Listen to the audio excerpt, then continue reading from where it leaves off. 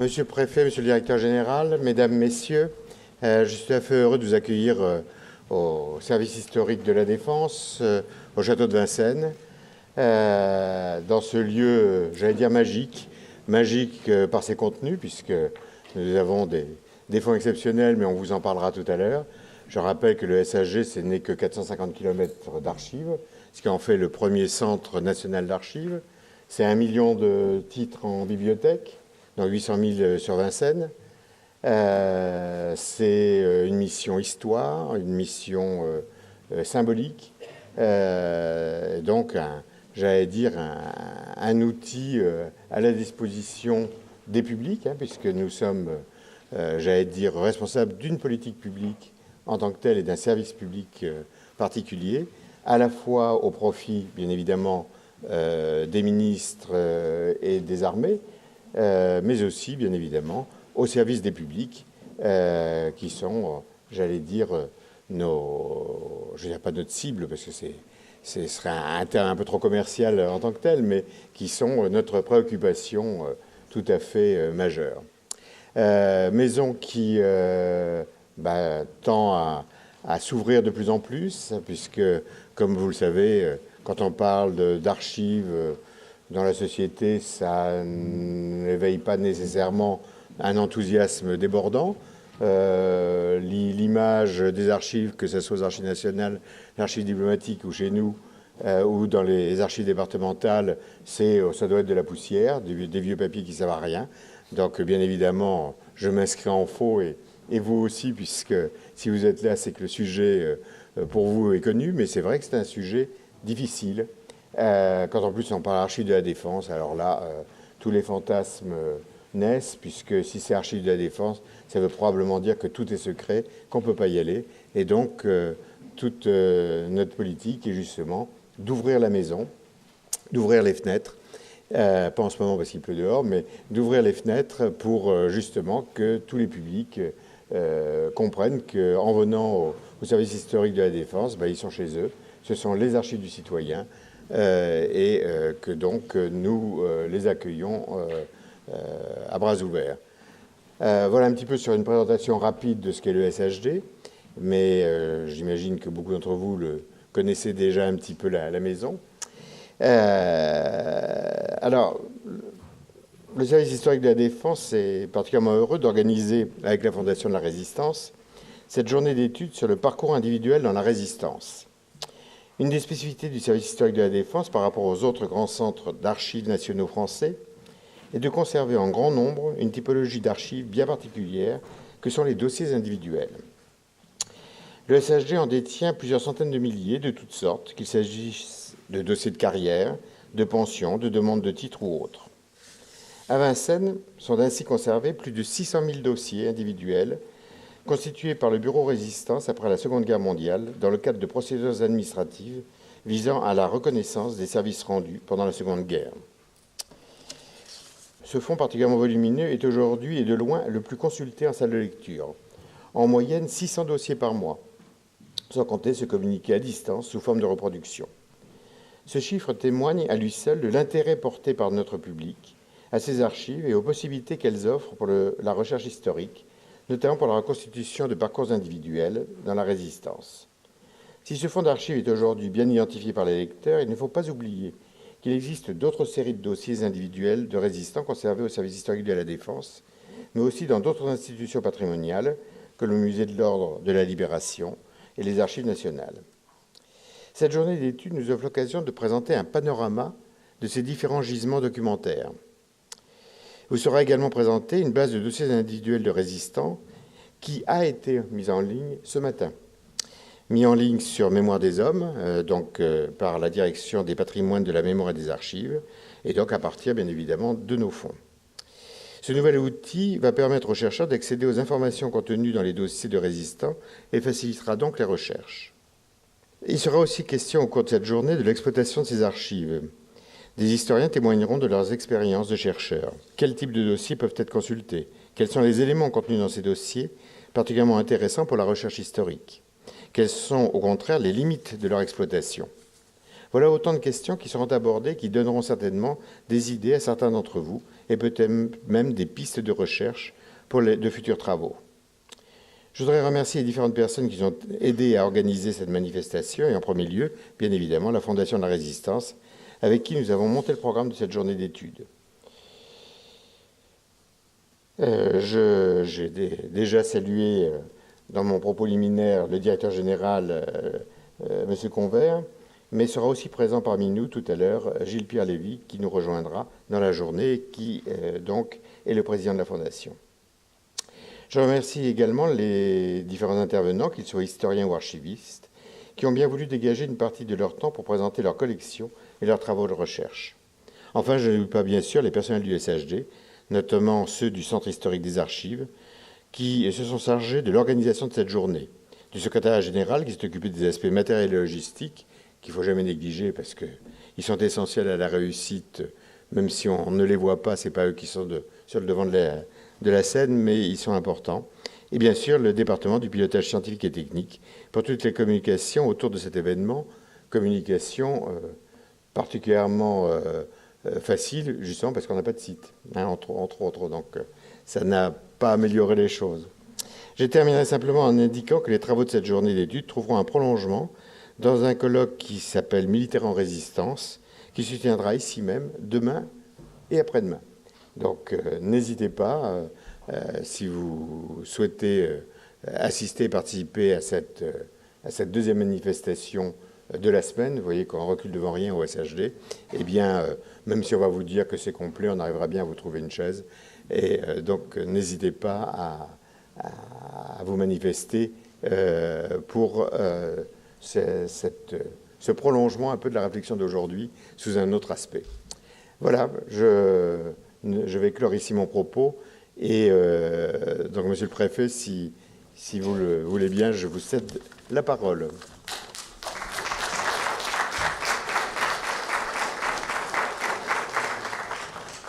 Monsieur le chef du service historique de la Défense, mesdames, messieurs, je ne retiendrai pas longtemps votre attention, mais au nom de la Fondation de la Résistance, de son président qui effectivement va nous rejoindre dans le courant de la matinée, de moi-même et de toutes les personnes de la Fondation qui ont contribué à la préparation et qui vont vivre avec nous tous cette journée, je voulais me réjouir du fait que cette première journée d'études est la concrétisation d'une convention que nous avons signée, non sans quelques lenteurs, au début de l'année.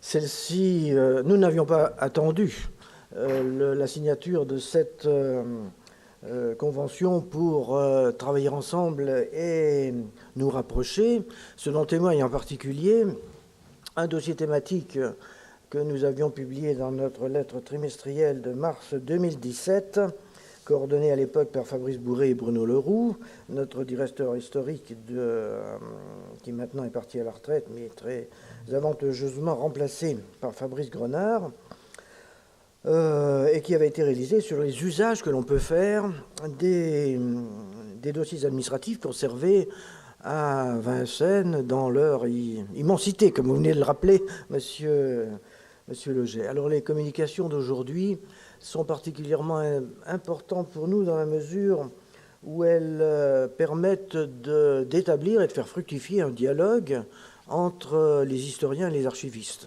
ce qui est essentiel au travail de l'histoire, puisqu'il n'y a pas d'histoire sans archives. Et la possibilité nouvelle, récente, d'utiliser de nouveaux fonds d'archives sur les parcours individuels de résistants nous rappelle que tout n'a pas été forcément dit. L'historiographie de la résistance ou de la Seconde Guerre mondiale en général continue de se développer, comme celle d'ailleurs de la Première Guerre mondiale. On l'a vu à l'occasion de tous les anniversaires célébrés depuis 2014 et jusqu'au 11 novembre prochain.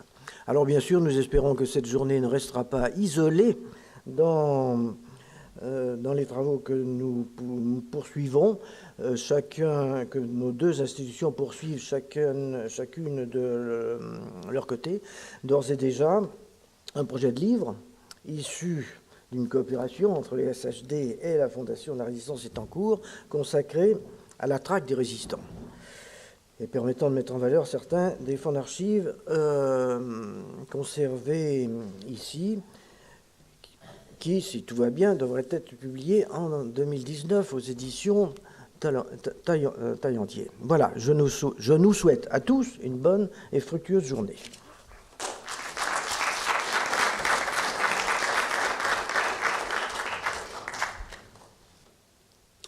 Donc, en guise d'introduction à cette journée d'études, je vous propose un tour d'horizon des différents fonds permettant de retracer un parcours individuel dans la résistance, en insistant plus particulièrement sur 2 séries d'archives. La sous-série CESP, donc les dossiers d'homologation conservés ici à Vincennes, ainsi que les dossiers de combattants volontaires de la résistance. Donc, les dossiers administratifs conservés au SHD dans la sous-série CESP sont souvent la base de toute recherche sur un parcours individuel. D'autant plus si l'on ne sait absolument rien des lieux d'activité résistantes ou de l'organisation à laquelle l'individu appartenait. Ces dossiers permettent donc d'avoir un aperçu sur l'activité de la personne concernée, de connaître l'organisation à laquelle elle appartenait, les noms de ses responsables, et permettent ainsi une ouverture sur de nouvelles pistes de recherche. Ce fonds comprend environ 600 000 dossiers individuels regroupés en 5 familles. Donc, ces familles apparaissent sur les couvertures des dossiers. Donc, vous avez les forces françaises libres, les forces françaises combattantes, les forces françaises de l'intérieur, les membres de la résistance intérieure française, donc RIF, ainsi que les déportés et internés résistants, le plus souvent extraits des différentes familles précitées. Il faut savoir que les dossiers des FFL et des FFC sont les seuls à contenir des archives antérieures à la libération. Dans les dossiers des FFL, je vous en ai mis un exemple ici, se trouvent des fiches de situation avec des renseignements civils et militaires, quelquefois la photographie, les empreintes digitales, une fiche matriculaire et parfois l'acte d'engagement de la personne concernée. Dans les dossiers des FFC, se trouvent 2 catégories de dossiers, on va dire, ceux des agents ayant été à Londres et ceux qui se sont engagés de France sans avoir quitté le pays. Les dossiers donc, des agents des FFC ayant transité par Londres contiennent des états signalétiques et des services, ce que vous avez, voilà, le premier document, des propositions d'avancement, des ordres de départ, des retours de retour de mission, etc. Pour ceux qui ne se sont pas engagés à Londres, lorsque vient l'heure de la démobilisation, leur chef de réseau remplit ou leur fait remplir une fiche établie par la DGSS, qui a pris le relais du BCRA, sur le modèle de l'état signalétique qui est présenté ici. Et en plus des classiques renseignements d'état civil, l'agent doit donner son nom, ses pseudonymes, son indicatif radio et tout renseignement qui permet de justifier son activité résistante. On y trouve aussi quelquefois des rapports d'activité. Les 3 autres catégories de dossiers, donc FFI, RIF et DIR, renferment des dossiers de demande de droit, des questionnaires remplis par les demandeurs, leurs ayants cause ou par leur chef de résistance, ainsi que toutes les pièces justificatives nécessaires.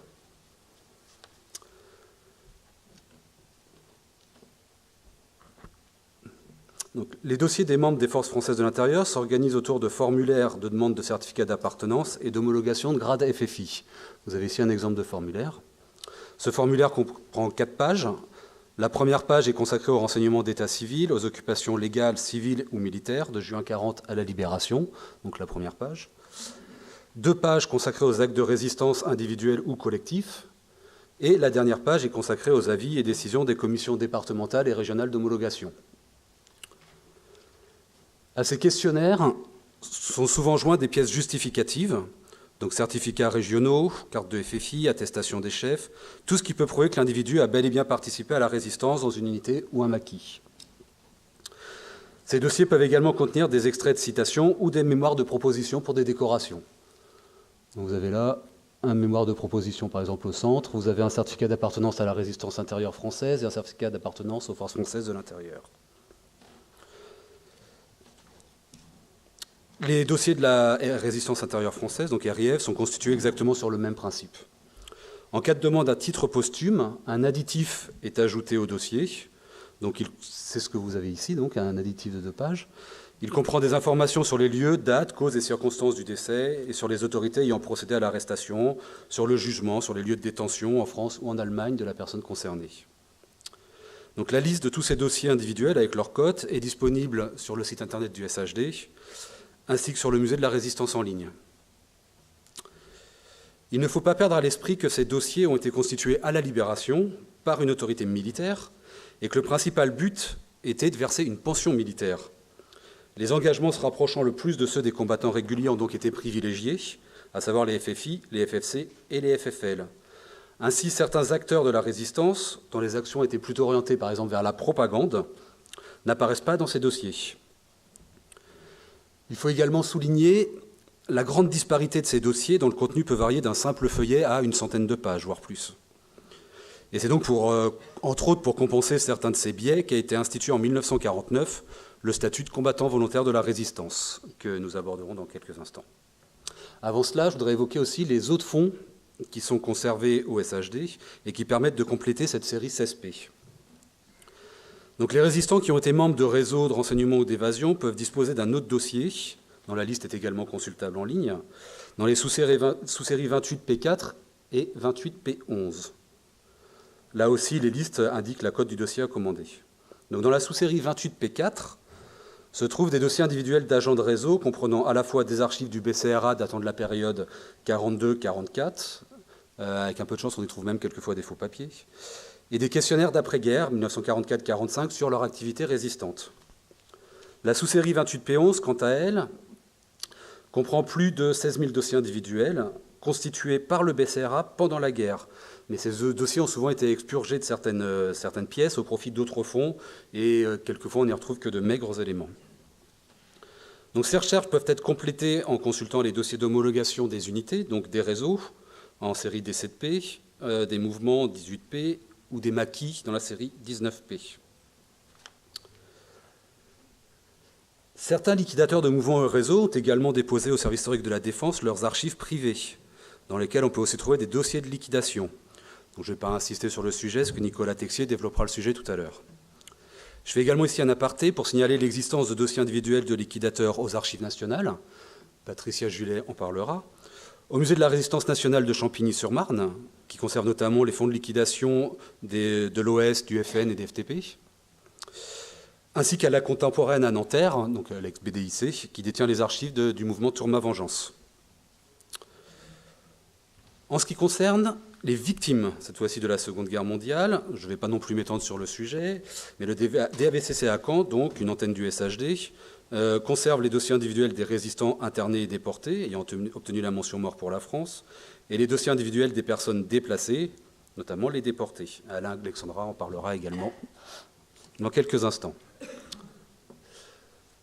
Après la série CESP du SHD, donc mentionnée précédemment, l'autre grande série de dossiers individuels est constituée par les dossiers de demande de carte du combattant volontaire de la résistance. Mais il n'est possible de trouver ces dossiers que si vous connaissez le département dans lequel l'intéressé a pu déposer sa demande. Les dossiers nominatifs correspondant à ces cartes sont selon les cas assez fournis en renseignements sur les activités dans la résistance et comprennent généralement une ou plusieurs attestations. Donc, outre les éléments d'état civil, le formulaire, dont je vous en ai mis également un exemple ici, comprend des informations sur la situation militaire de l'intéressé après le 17 juin 1940, sa situation civile sous l'occupation, ses blessures, citations, décorations, et surtout un résumé assez développé en général de ses activités résistantes. Ils sont joints à un certain nombre de documents, donc les copies d'attestation d'appartenance au FFC ou FFI que l'on trouve dans la série CSP, des citations et parfois des témoignages ou attestations de compagnons de combat. Il faut aussi noter que certains dossiers, comme ceux du SHD, sont vides, malheureusement, et de même que des résistants notoires n'ont jamais demandé la carte de CVR et donc pas de dossier. Donc, ces dossiers de CVR ont été reversés par les services départementaux de l'ONAC auprès des archives départementales. En ce qui concerne donc les dossiers nominatifs, il existe encore différents types de dossiers que je vais survoler rapidement. On peut citer les archives des forces du maintien de l'ordre, donc notamment tout ce qui concerne rapports de police, de renseignements généraux, de la gendarmerie, des services régionaux de police de sûreté, etc., ou les archives des brigades spéciales pour les archives de la préfecture de police, où on peut retrouver donc des dossiers individuels, les archives des juridictions françaises et allemandes,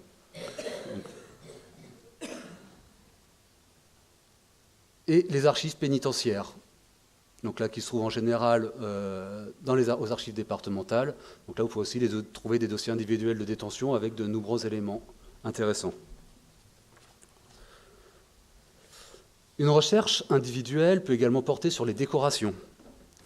Donc, si l'individu est compagnon de la Libération ou médaillé de la Résistance, vous pouvez vous adresser à l'Ordre de la Libération qui détient les dossiers. Lionel Dardenne va en parler également dans quelques instants. S'il a obtenu la Légion d'honneur ou la médaille militaire, vous pouvez demander à consulter son dossier individuel auprès de la Grande Chancellerie de la Légion d'honneur. Pour la Légion d'honneur, si cette personne est décédée avant 1977, son dossier est numérisé et est consultable sur le site des Archives nationales sur la base Léonore. Le SHD dispose également de quelques dossiers relatifs à l'attribution de décorations. Ces fonds ont été versés par le Bureau des décorations du ministère de la Défense. Ils concernent notamment la Croix du combattant volontaire 39-45 et la médaille de la France libérée. Enfin, en ce qui concerne la Croix de guerre, le Centre des archives du personnel militaire, CAPM, à Pau, à la caserne Bernadotte, conserve le fichier central des citations décernées depuis 1914. Donc là aussi, il est possible d'obtenir la copie d'une citation décernée au titre de la Seconde Guerre mondiale. Donc, parmi les différents types de dossiers que je viens de citer, il est possible pour un même individu de trouver un dossier de chaque type. Dans le numéro 88 de la lettre de la Fondation de la Résistance, qui vous a été remis dans votre dossier, donc, figure un article sur une résistante, Yvette Gouineau, résistante active au sein du mouvement Résistance, puis du comité antidéportation d'Yves Farge. Donc pour la rédaction de cet article, plusieurs dossiers ont été trouvés, donc une petite synthèse rapide. Donc 2 dossiers au service historique de la Défense, un dossier aux Archives nationales dans les fonds privés donc du mouvement Résistance, un dossier de médaillé de la Résistance à l'Ordre de la Libération et un dossier de CVR aux Archives départementales des Yvelines.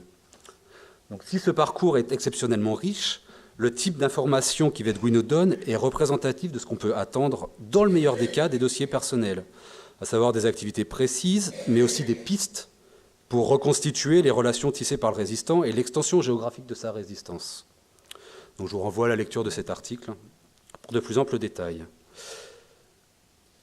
Donc, en conclusion, l'exploration des dossiers individuels ne constitue bien entendu que la première étape d'une vraie recherche historique.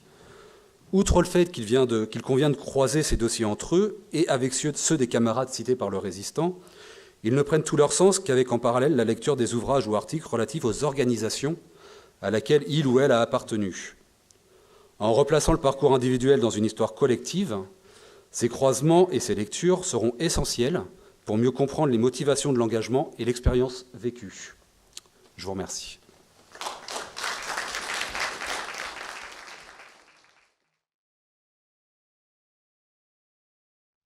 Bonjour à toutes et à tous. On va poursuivre cette journée avec une première série d'interventions autour des fonds d'archives. Je remercie encore les organisateurs de nous avoir réunis aujourd'hui. Vous avez ce matin 4 intervenants qui vont nous détailler, dans la continuité de ce que vient de présenter Fabrice Bourret, le premier enjeu de notre journée, c'est-à-dire de bien contextualiser et bien comprendre les différents fonds d'archives sur lesquels on doit s'appuyer et sur lesquels les historiens peuvent poser leurs questions et leurs champs de recherche.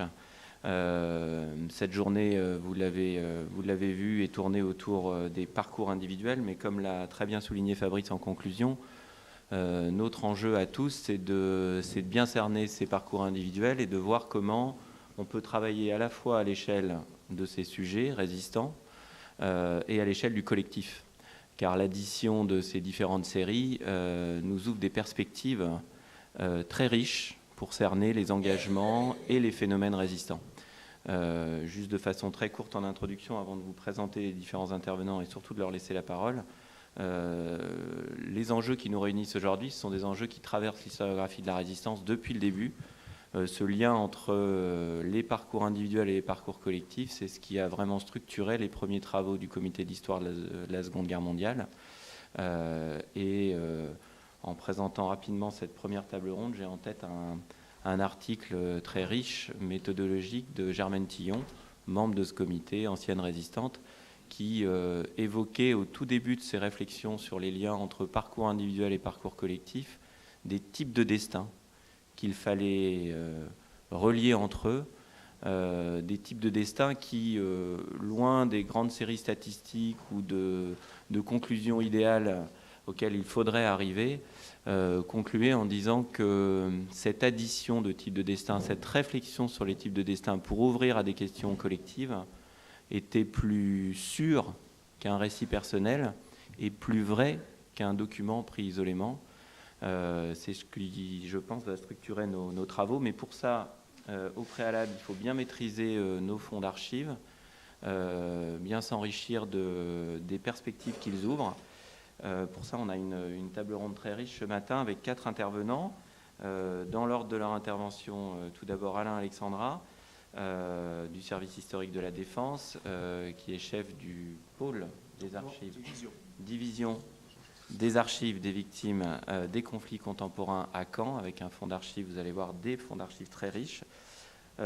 Ensuite interviendra Lionel Dardenne, de l'Ordre de la Libération, Nicolas Texier, du service historique de la Défense, mais cette fois pour les fonds plus spécifiques présents à Vincennes, et enfin Patricia Gillet, des Archives nationales. Je vais leur laisser la parole en essayant de sortir une montre pour qu'ils essayent de tenir leur temps, avec un intérêt énorme de vous laisser à tous la parole ensuite pour toute une série de questions. Ce que je vous propose, et en accord avec les organisateurs, c'est de leur laisser la parole successivement et ensuite de nous laisser un grand temps de questions. N'oubliez pas vos questionnements, notez-les. Et sans plus tarder, je laisse la parole à Alain Alexandra pour nous présenter les dossiers de résistants à la division des archives des victimes des conflits contemporains à Caen. Alain, 20 minutes. C'est parti. Monsieur le préfet, monsieur le directeur, je vous remercie de m'avoir donné l'occasion de présenter le fonds d'archives que nous conservons à Caen.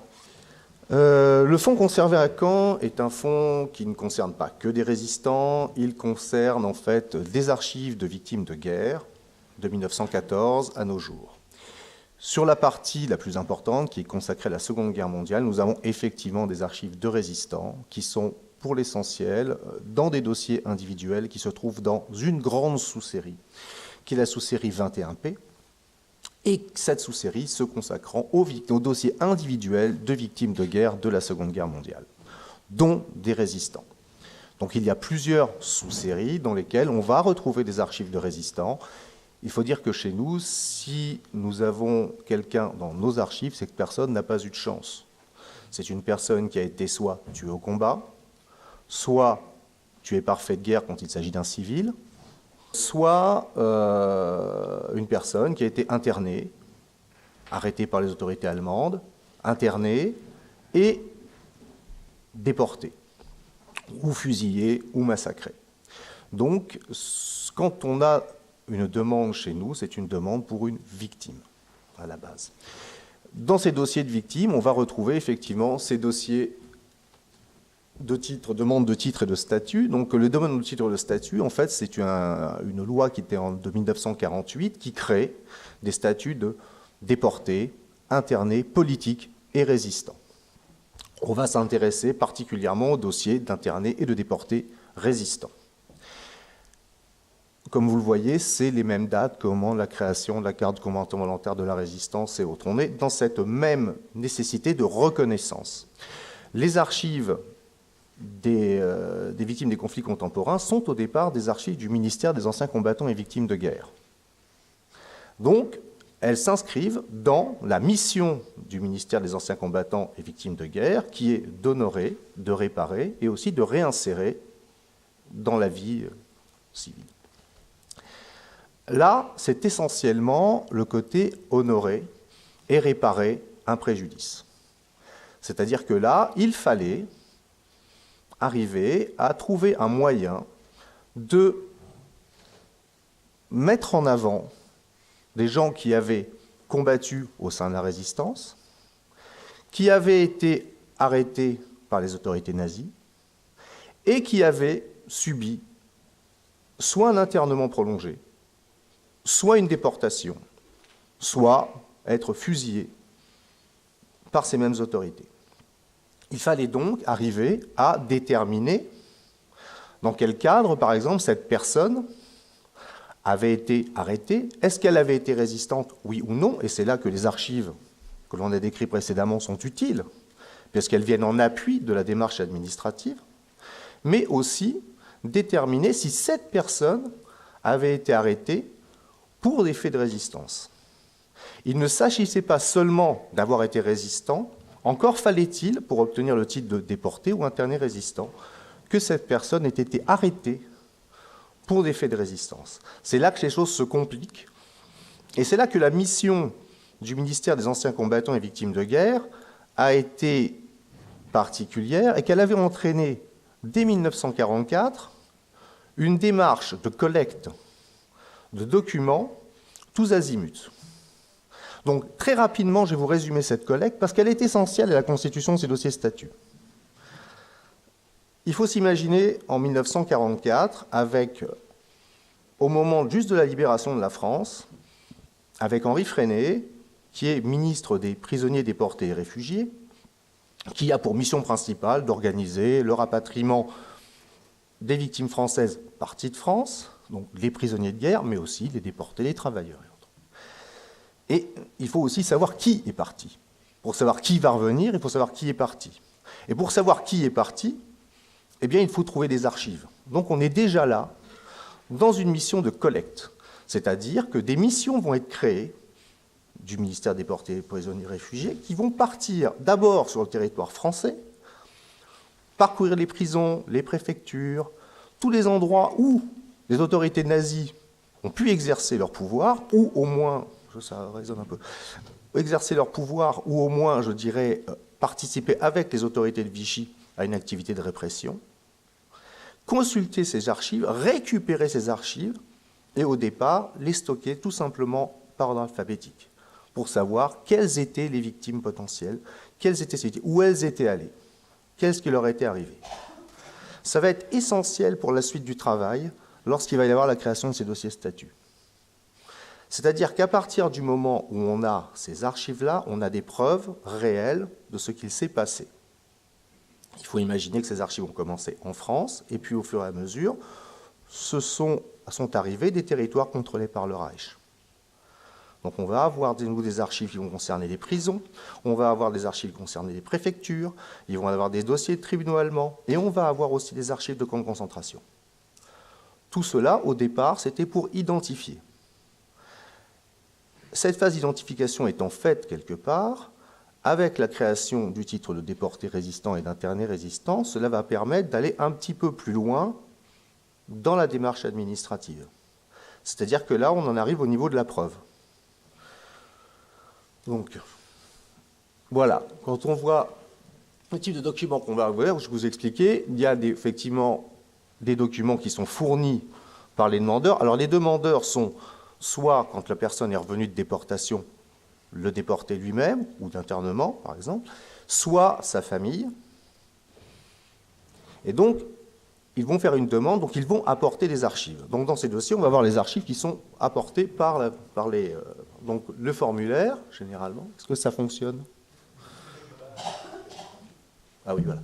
Donc ça, c'est le formulaire que l'on retrouve généralement pour partout. Et donc, la demande faite par le résistant, là, dans ces cas-là, c'est la personne elle-même, donc qui va expliquer son parcours, qui va dire ce qui lui est arrivé, donner ses dates d'internement, dire les circonstances, par exemple, aussi, de sa libération. Voilà. On va retrouver aussi des choses qu'elle va amener elle-même et qui sont des attestations. Donc, qui sont soit les attestations, on l'a vu, par rapport à l'appartenance à un réseau, soit des attestations de compagnons de déportation ou d'arrestation. Donc là, c'est des choses qu'on va retrouver dans les dossiers de Vincennes. Donc ces dossiers d'appartenance à un réseau, voilà, et d'autres qui vont être manuscrites, qui vont être faites par ses compagnons.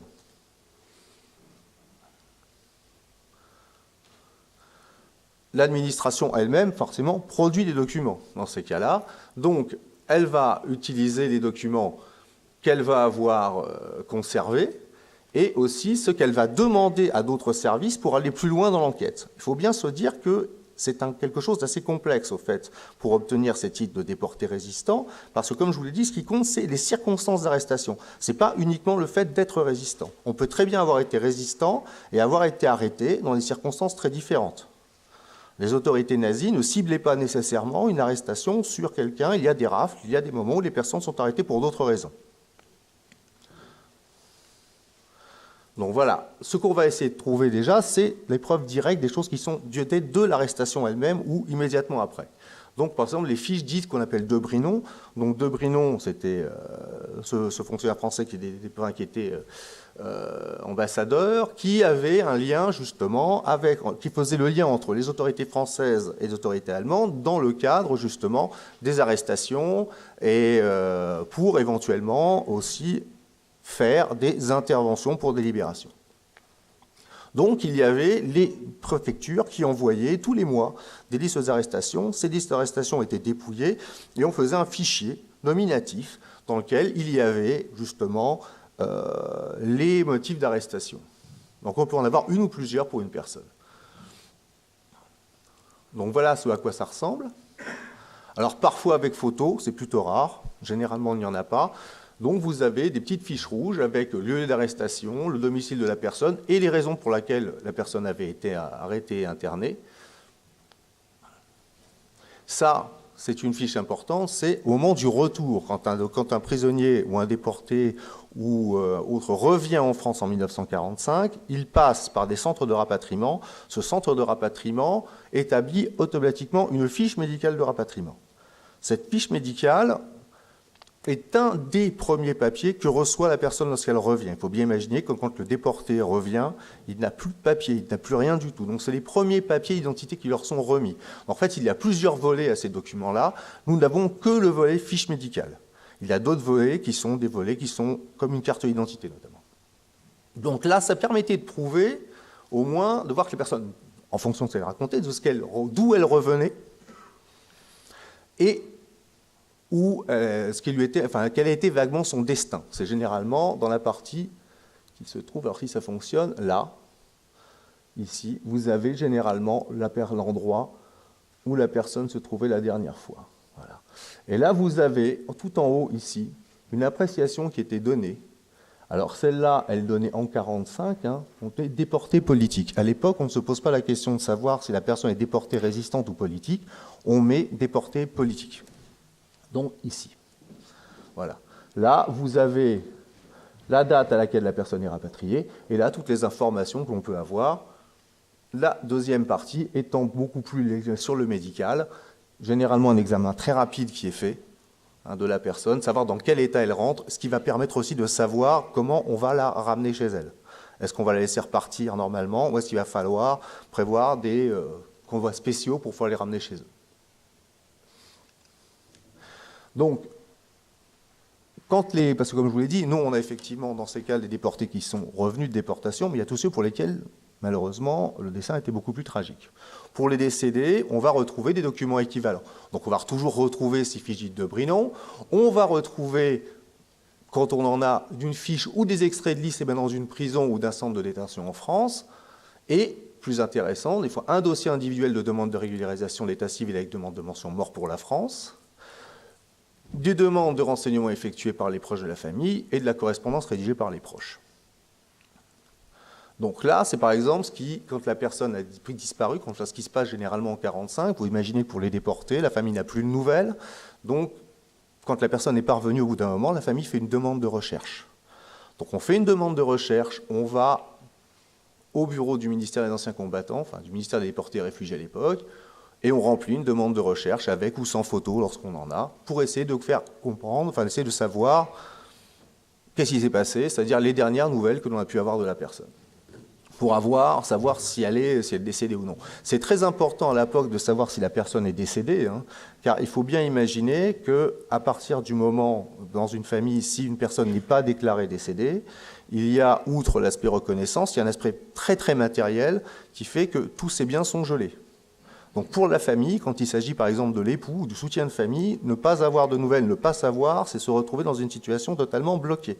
Donc il y a ce premier aspect, il faut savoir si la personne est décédée ou non. La demande d'attribution de mention vient en second.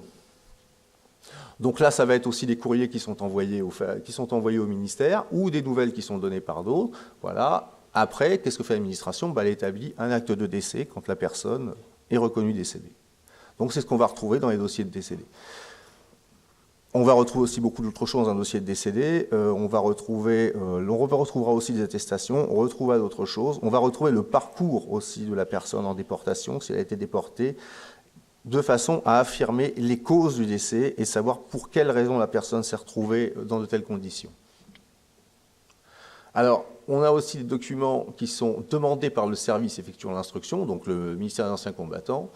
Voilà, et tout ce qui est donné, tout ce qui peut être de nature à confirmer ou à infirmer les renseignements fournis par le demandeur. Car à partir du moment où on demande le titre de déporté résistant, il faut le prouver. Comme je vous dis, il faut prouver effectivement que la personne a bien été arrêtée pour des faits de résistance.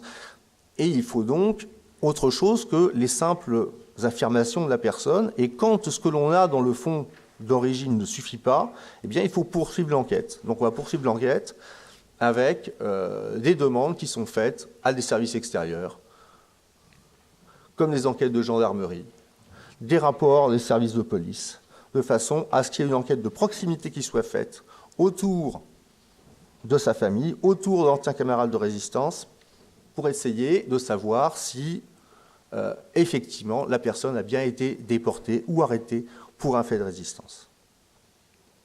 Une fois toutes ces... voilà. Plus on demande, effectivement, bien entendu, à la Croix-Rouge internationale de faire une recherche, notamment au sein du tout nouveau service international de recherche, pour essayer de trouver toutes les sources manquantes que le ministère ne pouvait ne pas avoir et ce que n'apporteront pas, par exemple, les informations de la gendarmerie ou les informations de la police. Donc, une fois toutes ces preuves rassemblées, le ministère va statuer d'abord au niveau départemental, et puis après au niveau d'État, si oui ou non il estime suffisantes les informations fournies et les informations recueillies pour attribuer ou non un statut de déporté résistant. Voilà. Donc, on va aller vite parce qu'il me reste à peine 5 minutes. Donc, le document le plus important pour la famille ou pour le demandeur, c'est celui-là, c'est la décision d'attribution.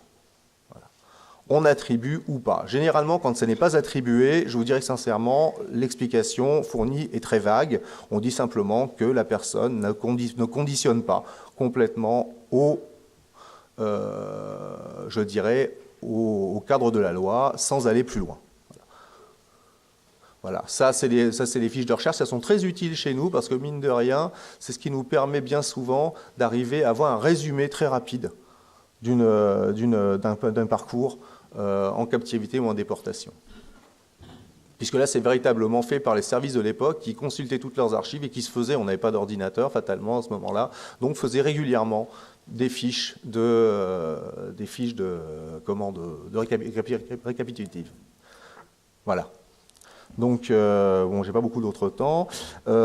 Sachez que ces dossiers-là correspondent environ pour les déportés internes et résistants, environ 60 000 dossiers chez nous, pour ceux qui ont obtenu le titre.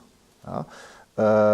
Il y a beaucoup d'autres résistants qui n'ont pas obtenu le titre et qu'on va retrouver aussi dans nos archives. Vous complétez cela avec les dossiers, ce qu'on appelle de la sous-série mort en déportation, qui est en fait faussement appelé comme ça, parce qu'il s'agit en fait de dossiers de régularisation de l'état civil de Français morts outre-Rhin, mais qui comprennent bien entendu énormément de déportés. D'ailleurs, ces dossiers-là, généralement, fusionnent et le dossier statut et le dossier de décès. Voilà, parce qu'il fallait effectivement, dans ce cadre-là, dans une mention mort en déportation, fusionner les deux. Voilà, écoutez, je vous remercie. Et puis... Merci beaucoup, Alain. Écoutez, on va enchaîner. On a exploré un grand fond sur lequel on pourra revenir avec vos questions. Et on a ouvert un grand champ de questionnement aussi via l'histoire de la répression. Qui, comme tu nous l'as montré, nous donne beaucoup de documents sur les arrestations et donc sur les actes et sur les engagements. Je vais laisser la parole à Lionel Dardenne et cette fois, avec l'exemple des médaillés, du Fonds des médaillés de la résistance, on va être, je pense, encore plus centré sur les actes de résistance. Lionel, pour 20 minutes. Merci. Monsieur le préfet, monsieur le directeur, merci de m'accueillir au château de Vincennes. Le conservateur du musée de l'Ordre de la Libération, Vladimir Trouplin, vous prie de l'excuser de ne pas avoir pu être là à cette conférence aujourd'hui, mais il est retenu par la fin du montage de notre prochaine exposition qui sera inaugurée aujourd'hui et qui porte sur les époux Aquin qui étaient archéologues et compagnons de la Libération. Et je serai contraint moi-même de le rejoindre cet après-midi, mais d'ici là, je serai son héros auprès de vous. Alors je me permets je vais vous présenter, je vais faire une présentation assez générale des archives de l'Ordre de la Libération et de la Médaille de la Résistance. Je me permets avant un rapide rappel historique sur l'Ordre de la Libération, qui est créé dans les circonstances que vous savez le 16 novembre 1940 à Londres par le général de Gaulle, après l'échec notamment du ralliement de l'Afrique occidentale française à la France libre, les premiers morts au Gabon, et le général de Gaulle, qui ne peut décerner ni la Légion d'honneur ni la médaille militaire, crée un ordre national, et ce faisant, il pose aussi un acte régalien dans la constitution aussi de la France libre. L'ordre de la Libération est donc le deuxième ordre national. Il est destiné, donc selon l'ordonnance numéro 7 qu'il le crée, à récompenser les personnes ou les collectivités militaires et civiles qui se sont distinguées dans l'œuvre de la libération de la France et de son empire. L'ordre de la Libération ne comporte qu'un seul grade, celui de compagnon, qui a été préféré au terme de croisé de la Libération. Compagnons parce que les compagnons, c'est les hétéroïs, c'est les compagnons d'Alexandre ou d'Ulysse, qui sont tous égaux dans leur héroïsme. Outre le seul grade qui existe, celui de compagnon, il n'y a qu'un seul grand maître de l'ordre, c'est le général de Gaulle, lui-même n'étant évidemment pas compagnon de la Libération. Il est le grand maître.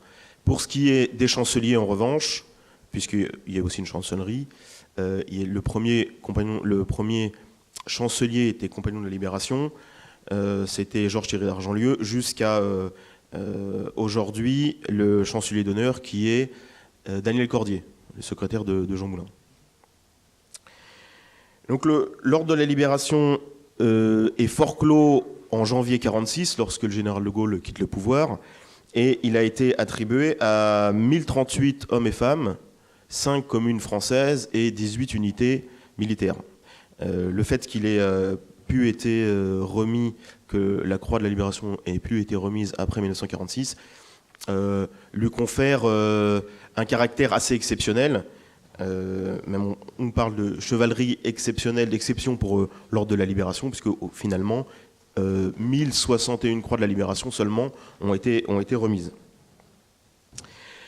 Outre l'ordre de la Libération, en février 1943, le général de Gaulle crée la médaille de la résistance française pour récompenser les Français qui sont illustrés dans les combats de la Libération.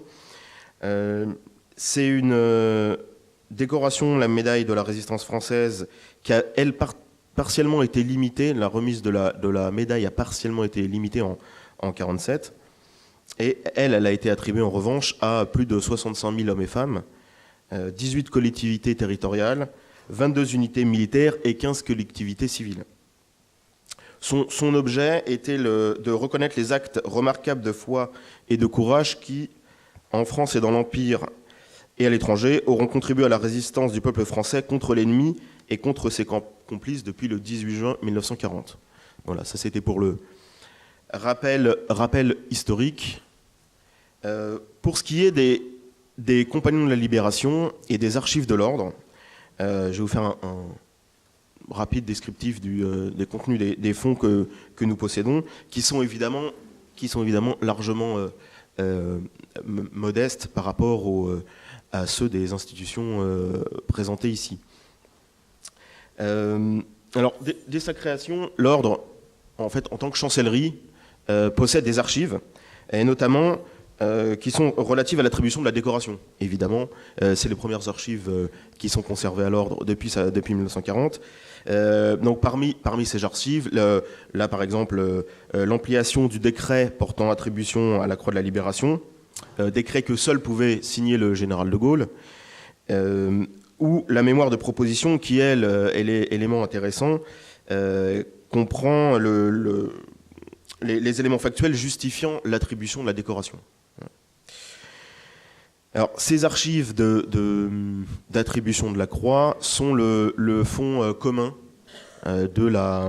des archives, des dossiers individuels des compagnons de la Libération qui sont à la chancellerie.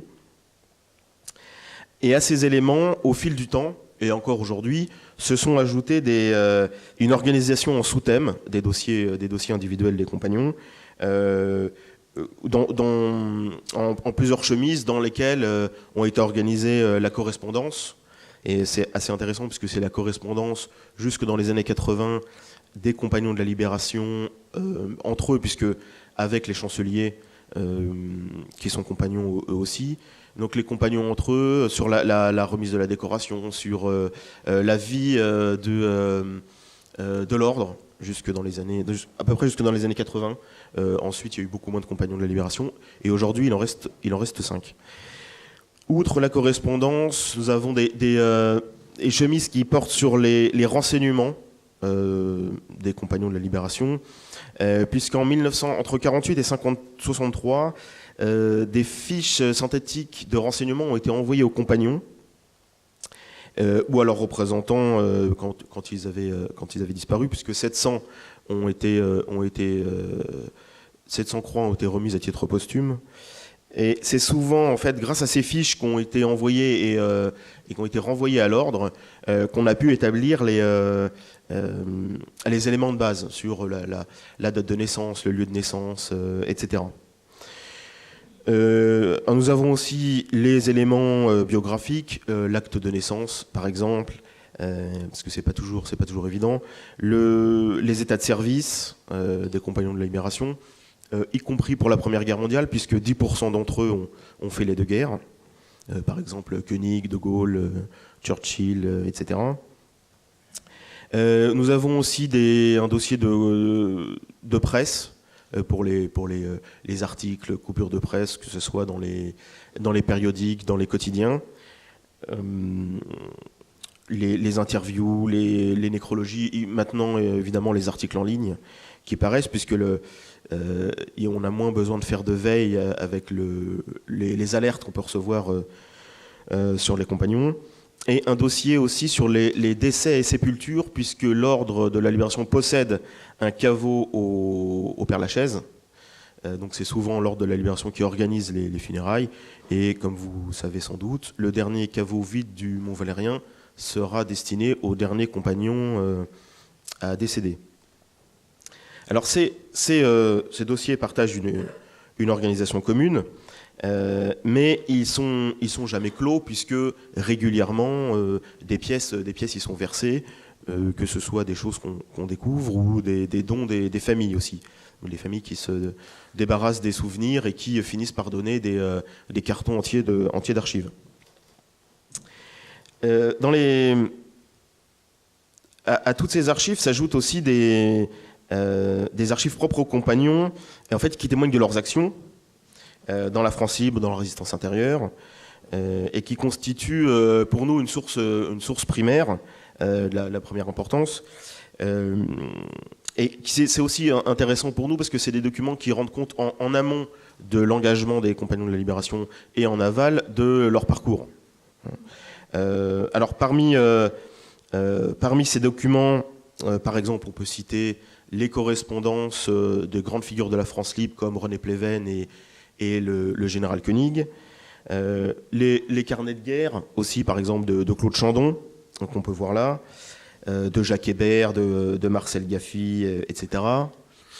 Nous avons aussi les logbooks des aviateurs. Alors ici, René Mouchotte, où vous voyez, il a dessiné lui-même le véritable vainqueur de la bataille d'Angleterre, à savoir le Hurricane, où là, vous avez le logbook de Pierre Klosterman, donc l'as des as de la France libre, et c'est, par exemple, comme source primaire, ces logbooks sont de la plus haute importance parce que Comme c'est là où les aviateurs notent leur mission et surtout les ennemis abattus, les avions ennemis abattus ou détruits, endommagés, c'est ça qui fait foi pour ce qui est du problème assez épineux parfois du nombre de victoires. Vous voyez, pour Pierre Klosterman, sachant qu'aucune armée, à l'époque en tout cas, comptait les victoires de la même manière. Parce que vous aviez des fois des demi-victoires, des victoires qui n'étaient pas homologuées, etc., etc. Donc vous voyez les logbooks qui sont d'autant plus intéressants que ce n'est pas seulement des colonnes de chiffres et de missions, mais aussi, comme vous voyez là, des dessins, des commentaires, des fois des aviateurs, des caricatures même de leurs supérieurs, qui sont y compris parfois compagnons de la Libération, donc c'est assez intéressant. Des choses qui sont découpées dans les journaux, enfin, etc. etc. Alors évidemment, aussi les faux papiers, de la résistance, les fausses cartes d'identité, les faux bons alimentaires, etc. Les faux papiers d'Antoine Avinin, par exemple, là, Olivier Arti de Pierrebourg. On a aussi les carnets scolaires d'André Boyer, du réseau Brutus, par exemple, quand je parlais d'archives en amont. Par exemple, les carnets scolaires, c'est toujours intéressant. Les archives de Maurice Duclos, Pajac, sur le commando A220 par exemple. Et alors là, c'est des archives qui ont été versées comme legs testamentaires à l'ordre de la Libération. Alors, les actes d'engagement, évidemment. Et alors là, c'est intéressant puisque tout à l'heure, Fabrice Bourré nous a montré un acte d'engagement qui était blanc. Et là, on a la version bleue. Alors là, c'est l'acte d'engagement qui est bleu. Puisque il y avait 2 exemplaires, un exemplaire qui était bleu, qui était remis à l'intéressé, qui s'engageait dans les forces françaises libres, et une version blanche qu'on a vue tout à l'heure, qui était, elle, conservée par le bureau des effectifs du dépôt central. Et d'ailleurs, le SHD, justement, possède généralement cet exemplaire en blanc dans ses dossiers individuels. On a aussi d'autres éléments d'archives, comme les cassettes audio, notamment des entretiens qui ont été menés, les entretiens des compagnons de la Libération, et qui tous n'ont pas été encore retranscrits. Et c'était dans le projet de Romain Gary, compagnon de la Libération lui aussi, de faire un livre définitif, ou peut-être un film, enfin un livre sur les compagnons de la Libération. Et donc ça c'est des cassettes qui ont été données par Jérôme Camilly. Et malheureusement, Romain Gary a renoncé devant l'ampleur de la tâche et sa disparition tragique à faire ce livre. C'est un peu comme le Napoléon de Kubrick, en fait. La tâche était trop colossale, mais il reste en fait ces éléments de préparation, en fait, ce matériau qu'on a dans nos archives. Le musée a été parce que l'Ordre de la Libération possède un musée. Et cette muséographie, la nouvelle muséographie, puisque le musée a été rénové entre 2012 et 2014, cette muséographie, elle est composée d'objets, évidemment, mais aussi d'éléments d'archives et de documents de l'époque de la guerre qui évoquent le parcours des combattants, comme la dernière lettre de Robert Marchand à sa famille, ça qui a été donné d'ailleurs très récemment à l'ordre. La dernière lettre de Robert Marchand, qui est un peintre de l'organisation spéciale qui a été fusillé, puisque, en effet, donc, comme je vous disais, l'ordre possède un musée l'ordre est un musée qui gère en fait un centre d'archives. Et ça, je crois, Monsieur le Président, que c'est une problématique que vous connaissez. Donc c'est pas seulement un centre d'archives, c'est en fait surtout un musée. Pour ce qui est alors de la médaille de la résistance française, là c'est tout à fait différent, puisque les dossiers des médailles de la résistance sont beaucoup plus lacunaires. La médaille de la résistance française est rattachée à l'ordre de la Libération, évidemment, puisque c'est une création du général de Gaulle, et il y a eu une commission nationale de la médaille de la résistance qui a été créée et qui existe encore aujourd'hui, puisque la médaille de la résistance française est encore attribuée. Donc là, les dossiers sont particulièrement lacunaires, Et la chancellerie ne détient pour chacun d'entre eux, en fait, c'est une connaissance du coup plus fragmentaire du parcours des médaillés de la Résistance par rapport aux compagnons, en fait, qui eux, du coup, même si je vais vous parler du volume de fonds tout à l'heure, mais pour les compagnons de libération, les archives sont suffisantes pour établir des parcours assez détaillés, ce qui est malheureusement pas le cas pour les médaillés de la Résistance. Et pour l'heure, seuls les versements d'archives privées, les versements d'archives privées viennent compléter souvent les dossiers, comme ça a été le cas pour les collectivités civiles, notamment l'université de Strasbourg. Il y a eu un dépôt de fonds pour l'université de Strasbourg qui est médaillée de la Résistance. Mais alors, la forclusion partielle de la médaille de la Résistance a fait que après 1947, les dossiers d'attribution ne passaient plus devant la commission nationale, et c'est pourquoi après 1950, la commission perd un peu la trace de beaucoup de dossiers, et il manquerait environ 17 000 dossiers à la commission. 17 000 dossiers, c'est-à-dire près d'un quart des titulaires. Et justement, avec nos partenaires du SHD, de l'ENAC, de la Fondation de la Résistance, nous sommes en train d'essayer de les retrouver et d'essayer de les compléter, en fait, de les localiser, s'ils existent, parce que en plus c'est même pas sûr, mais on essaye de faire au mieux pour pouvoir avoir un fonds, pour pouvoir en fait compléter ce qui manque.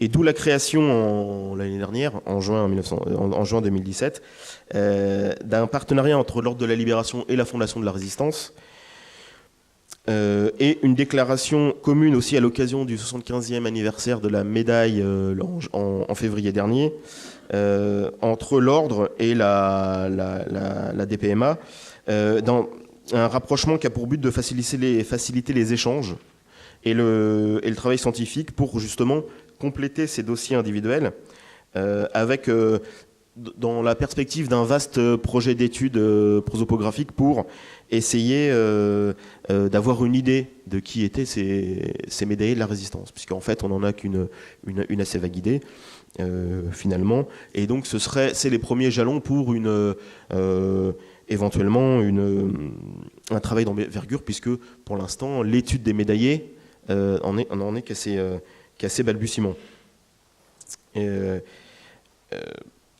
Donc cette étude aussi, ce rapprochement entre nos institutions, elle est portée par le projet de numérisation et de mise en ligne des dossiers des médaillés. Et ça, c'est Blandine Wagner qui va en parler, j'imagine, tout à l'heure. Donc en vertu de la convention signée par la DPMA pour le site Mémoire des Hommes. Les dossiers de la Résistance, voilà, pour ce qui est des fonds du volume des fonds, les dossiers de la Résistance, ça peut être des mémoires de proposition, donc là vous voyez un personnage assez connu, assez conséquent, mais des fois ça se limite à une feuille ou un morceau de papier. Ça malheureusement c'est ce qu'il y a beaucoup dans les fonds. L'Ordre de la Libération, lui, a donc 1061 dossiers répartis en 80 boîtes de conservation. Et alors, on disait tout à l'heure que le SHD, c'était 450 km d'archives linéaires. Pour l'Ordre, c'est 135 mètres. Donc, vous voyez qu'ils sont en plus de formats variables, entre quelques dizaines de documents et plusieurs boîtes, évidemment, pour Jean Moulin, par exemple. Alors que les médaillés, eux, qui sont 65 000, sont les dossiers seulement dans 400 boîtes. Voilà, et montre une profonde inégalité entre l'ordre et la médaille, et la nécessité pour l'ordre de compléter ces dossiers. Voilà. Les travaux du musée ont été faits dans l'optique de pouvoir accueillir des chercheurs et pouvoir même mettre en ligne à terme ce qui se trouve dans les dossiers des Compagnons de la Libération, qui soit consultable informatiquement. Et l'Ordre propose en outre à sa disposition 30 000 photographies et 600 ouvrages relatifs aux compagnons ou écrits par eux. Voilà. Et pour conclure, donc si les archives de l'Ordre de la Libération sont évidemment quantitativement très limitées et très faibles par rapport aux grandes institutions présentées ici par Frédéric Keguimer, Patrice Gilet, Alain Alexandra, elles sont en revanche qualitativement très importantes et intéressantes et peuvent largement contribuer à retracer ces parcours de résistants qui sont le sujet de notre rencontre d'aujourd'hui. Merci.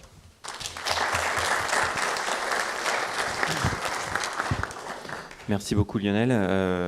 Je rebondis sur la conclusion. Effectivement, là tu nous as ouvert des portes importante de recherche avec tout ce groupe des médaillés qui, tu l'as très bien dit, est à explorer. On a déjà depuis ce matin, rien qu'en 2 interventions, quasiment devant nous plus de 150 000 dossiers, je pense. Et si on ajoute les morts en déportation, on a déjà dépassé les 200 000. Donc vous voyez les enjeux de la recherche. Merci aussi Lionel d'avoir montré que ces archives contenaient énormément de fonds individuels versés et des fonds privés. Et ça, c'est un autre océan qu'on va ouvrir maintenant grâce à 2 interventions, parce que ces archives privées, elles se retrouvent dans beaucoup de lieux, dans des musées, comme tu l'as souligné, et également aussi dans les archives publiques, au SHD en premier lieu, grâce à l'intervention de Nicolas Texier, et puis ensuite avec Patricia aux Archives nationales. Nicolas, merci pour 20 minutes. Je vous remercie. Donc, je remercie aussi les organisateurs de cette journée de m'avoir donné l'opportunité d'évoquer les fonds privés du service historique de la Défense et plus particulièrement les archives individuelles qui sont conservées au sein de ces fonds. Donc, riches de près de 5000 fonds, les archives privées du service historique de la Défense conservent une proportion notable de fonds concernant la Deuxième Guerre mondiale, compte tenu à la fois du nombre des acteurs qui y furent engagés et de l'importance que le conflit a pu avoir pour l'histoire de la France et du monde. Au sein de ce vaste ensemble, les fonds privés intéressant la résistance sont naturellement bien moins nombreux que les papiers de soldats ou d'autorités militaires. L'obligation du secret et l'absence d'une production administrative expliquent naturellement que les fonds de résistants soient assez rares et aient été plus volontiers produits après-guerre que dans la clandestinité. Plus rares encore sont les fonds qui réunissent des dossiers individuels, ces dernières années ayant cependant vu entrer dans les collections plusieurs fonds d'importance confiés au SHD par des associations dissoutes ou moribondes. Car à l'image des amicales, de divisions, de régiments, de navires ou d'escadrilles qui ont longtemps maillé et maillent encore le monde militaire en regroupant les anciens de telle ou telle unité, les réseaux et mouvements ont en effet longtemps entretenu le souvenir de leur activité contre l'occupant au travers de nombreuses associations dont l'influence sur la vie politique et intellectuelle française serait d'ailleurs à étudier.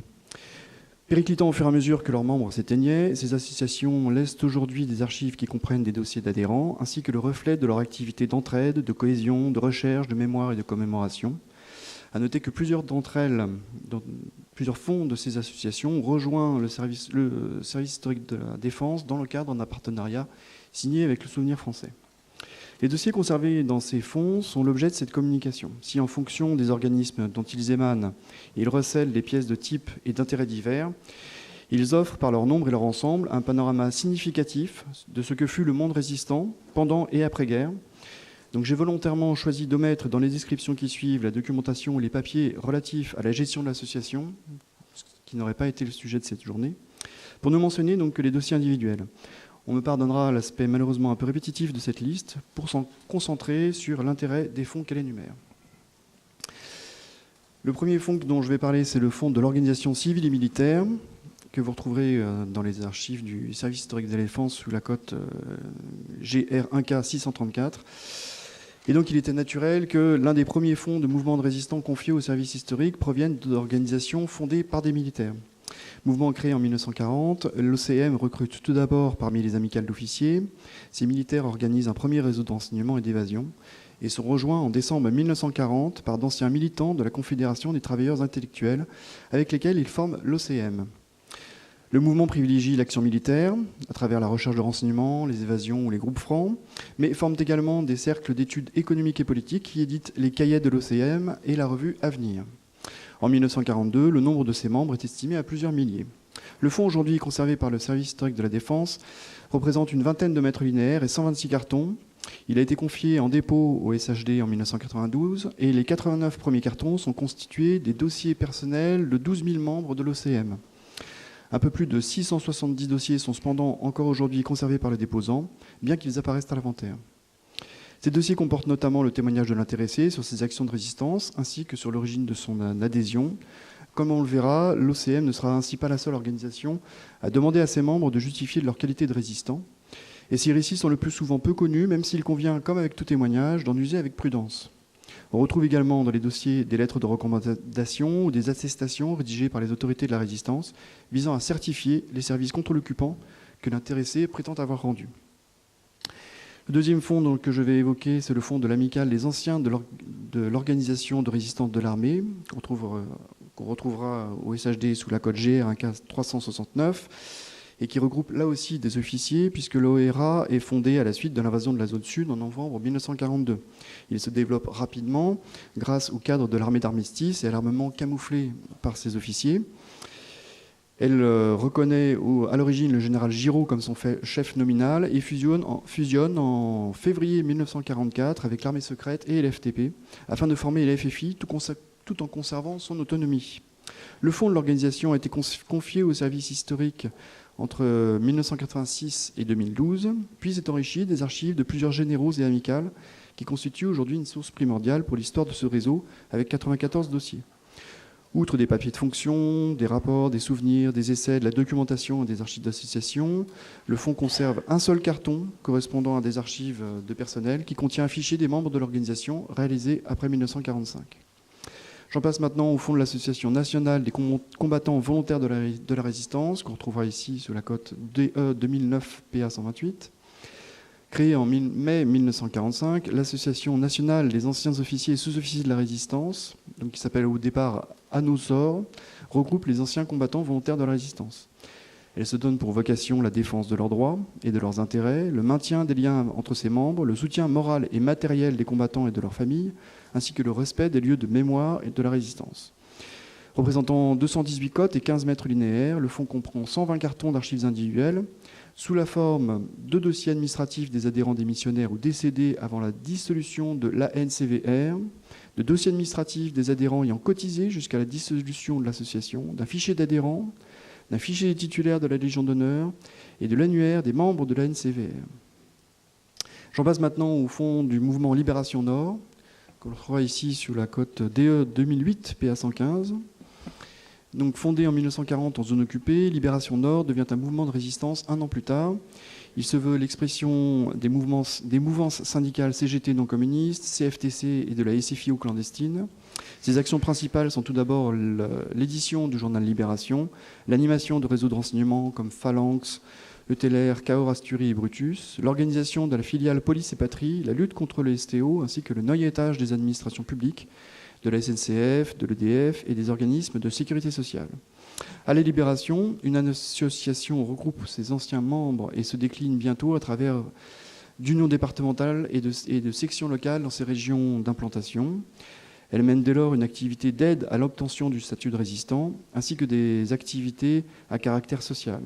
Ces archives représentent 42 dossiers et 6 mètres linéaires et conservent en premier lieu des archives de liquidation du mouvement, dont des listes et des dossiers personnels des agents, ainsi que des travaux des unions départementales et des archives de liquidation des réseaux dépendants de Libération Nord. Donc on voit que c'est un vaste ensemble, assez hétérogène, mais dans lequel on peut trouver des éléments qu'on ne trouvera pas ailleurs. Il comprend également des papiers, de la correspondance, de la documentation et des publications de Libération Nord, ainsi que des documents relatifs aux activités de l'association et à ses liens avec d'autres organisations associatives ou politiques. Donc j'en passe maintenant au fonds du mouvement de libération nationale, le DE 2010 PA 52. Créé au début de l'année 1944, le MNL regroupe les mouvements unis de la résistance, eux-mêmes issus de la fusion de plusieurs mouvements en zone sud et des mouvements de la zone nord. Le MNL résulte du travail d'unification des mouvements de la résistance réalisé par Jean Moulin et par le Conseil national de la résistance à la demande du général de Gaulle après-guerre. La majorité du MNL forme un nouveau parti politique, l'Union démocratique et socialiste de la résistance, tandis qu'une minorité proche du Parti communiste fonde l'Union républicaine et résistance. Ces archives représentent 87 dossiers et 4 mètres linéaires et comptent quelques dossiers de correspondance et de documentation, mais surtout 79 dossiers d'archives de liquidation du mouvement, qui comprennent donc des attestations individuelles d'appartenance au MNL, classées par département. Je parlerai ensuite du fonds de la Fédération nationale des anciens de la résistance, la FNAR, qu'on trouvera ici sous la cote 2016 PA 68. Donc la FNAR a été créée en 1944 pour regrouper des membres de la résistance et des forces françaises libres. Ces archives, auxquelles ont été ajoutées celles de l'association régionale des anciens résistants de Paris-Île-de-France, créée en 2003, regroupent essentiellement des dossiers de membres de la FNAR. Près de 3170 dossiers sont ainsi conservés, représentant 34 cartons, archives auxquelles s'ajoutent des fiches individuelles, des listes nominatives de cotisants et des déclarations d'adhésion des membres associés qui souhaitent soutenir l'association sans avoir été résistants eux-mêmes. À ces documents s'ajoutent, en matière d'archives individuelles, des listes nominatives de membres de l'association des études sur la résistance intérieure. Le 7e fonds que j'énumère, c'est celui de la Fédération nationale libre de résistance, DE 2016 PA 34. Donc la FNLR est une association créée quant à elle en juin 1945 sous le nom de Fédération nationale des unions régionales de libre résistance avant de prendre son appellation définitive en mai 1946. La FNLR regroupe les anciens agents des réseaux de la section F du Special Operations Executive, ou des réseaux Buckmaster, autrement dit, ainsi que leurs parents, descendants et amis, sous réserve de l'accord du conseil d'administration. La FNLR se donne pour vocation d'apporter un soutien moral et matériel à ses membres et est l'une des 3 organisations relevant de la Confédération nationale de la France combattante, CNFC. Les autres étant l'amicale des réseaux Action de la France combattante, regroupant les anciens du BCRA, et la Fédération des amicales de réseaux de renseignement et évasion de la France combattante, dont l'acronyme du coup est FAREEFC. Vous m'excuserez de ne pas l'avoir dit directement. Ces archives se composent essentiellement de fichiers et d'états nominatifs de membres des réseaux Buckmaster sous la forme diverse.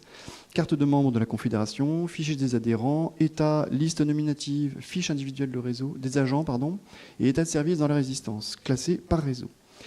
De la documentation, des dossiers sur l'histoire des réseaux, ainsi que des papiers de gestion de la Fédération complètent le fonds. 8e fonds, ce sont les archives de Romer Masson et du réseau Samson, donc, qui est conservé au service historique de la Défense sous la cote DE 2016 PA 45. C'est un petit peu inédit dans la liste que j'ai énumérée jusqu'ici, puisqu'il s'agit bien d'un fonds privé d'un particulier et non d'une association. Mais vous allez voir la raison pour laquelle il m'a semblé utile d'en parler aujourd'hui. Donc Robert Masson entre en résistance en juillet 1941 comme agent du service de renseignement R à Paris auprès du mouvement Ceux de la Libération, le SDLL. Il monte un réseau de renseignement au profit de Londres. Coupé de ses chefs après l'invasion de la zone sud, il établit une liaison avec Alger, puis est arrêté en Espagne, d'où il s'évade et gagne Alger puis Londres. En avril 1943, il est parachuté en Normandie avec la mission de mettre sur pied un nouveau réseau. Il crée alors le réseau des forces françaises combattantes Samson, assure ses liaisons radio, organise un service de reproduction du courrier, etc. Il regagne Londres en mai 1943, puis est affecté au groupe d'aviation 252 en Algérie, à sa demande. À la suite d'arrestations compromettant le fonctionnement du réseau SRR, il est de nouveau parachuté en France le 9 février 1944, où il organise le regroupement des postes du SR en zone nord et du réseau Samson. De retour à Londres, en juin 1944, il est affecté au Bureau central de renseignement et d'action, le BCRAL, et prend la tête du réseau SR tout en conservant la direction de Samson jusqu'à la Libération. La raison pour laquelle j'en parle ici, c'est qu'en matière de documents sur le parcours des résistants, les archives qu'il a confiées au SHD après son décès, que sa famille a confiées au SHD après son décès en 2010, se composent de listes, de fiches et de dossiers individuels des agents de son réseau. Alors j'avais prévu de parler du fonds du comité d'action de la résistance, mais c'est en fait un regroupement d'associations dans lequel on ne va pas trouver de dossiers individuels de résistants, mais de dossiers individuels qui viennent de son comité juridique et des actions qu'il a pu mener en justice contre les anciens collaborateurs et les anciens nazis. Donc évidemment c'est hors sujet par rapport aux archives dont il était question aujourd'hui. Néanmoins, il peut être utile de l'évoquer rapidement. Donc j'en viens au dernier fonds que j'évoquerai aujourd'hui, c'est le fonds de l'Association des résistants du 11 novembre 1940, DE 2017 PA 38, et l'Association des résistants du 11 novembre 1940 est créée en 1959 pour commémorer la manifestation spontanée des étudiants et lycéens contre l'occupant allemand, le 11 novembre 1940, donc, à l'Arc de Triomphe. Acceptant les anciens manifestants cooptés par des membres, l'association s'engage alors dans un travail de mémoire pour répertorier les manifestants du 11 novembre, pour recueillir leurs récits de la manifestation et de leur engagement dans la résistance et pour témoigner devant les élèves des collèges et lycées. En 2011, l'association est affiliée à la Fédération nationale André Maginot, puis le 8 juin 2013 rejoint le Souvenir français.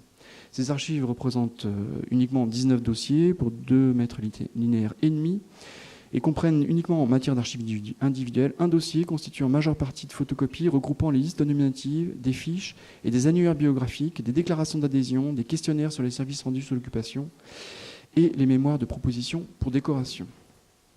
Donc ce rapide tour d'horizon des fonds les plus significatifs en matière d'archives individuelles conservés au sein des fonds privés du service historique de la Défense ne doit pas occulter les très nombreux fonds d'anciens résistants conservés dans ces mêmes fonds privés. Sans présenter à proprement parler de dossiers de personnel, ils contiennent néanmoins d'utiles renseignements sur le parcours de le producteur, sous l'occupation comme après-guerre. Comme sur bien d'autres sujets, l'ensemble représenté par ces archives constitue des sources souvent inédites ou trop peu exploitées et qui peuvent justement éventuellement reconstruire les parcours qu'évoquait Germaine Tillon et dont vous nous avez parlé. Je vous remercie.